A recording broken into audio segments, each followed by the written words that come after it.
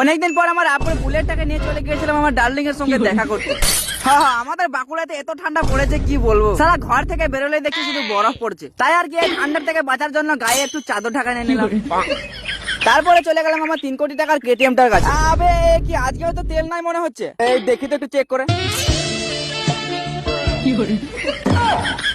আব্বা, ও আব্বা, হ্যাঁ বল বল। বলছি তোমার বুলেটটা কোথায় গো? এই তো আমার মাথায়। আচ্ছা ঠিক আছে, তেল আছে তো? আমার ট্যাঙ্কি সবসময় ফুল থাকে। আর গাইস তারপরে আর কি আমার আব্বার বুলেটটাকে খুঁজতে লাগলাম। চিরদিনই তুমি যে আমার, যুগে যুগে কোথায় গেলি, এই তো। হ্যাঁ গাইস ঠিকই দেখেছো, এটাই আমার আব্বুর বুলেটটা। তো সেটা বড় কথা নয়, বড় কথা হচ্ছে পেট্রোল মারতে মারতে বেরিয়ে গেলাম ডার্লিং এর সঙ্গে দেখা করতে যাওয়ার জন্য।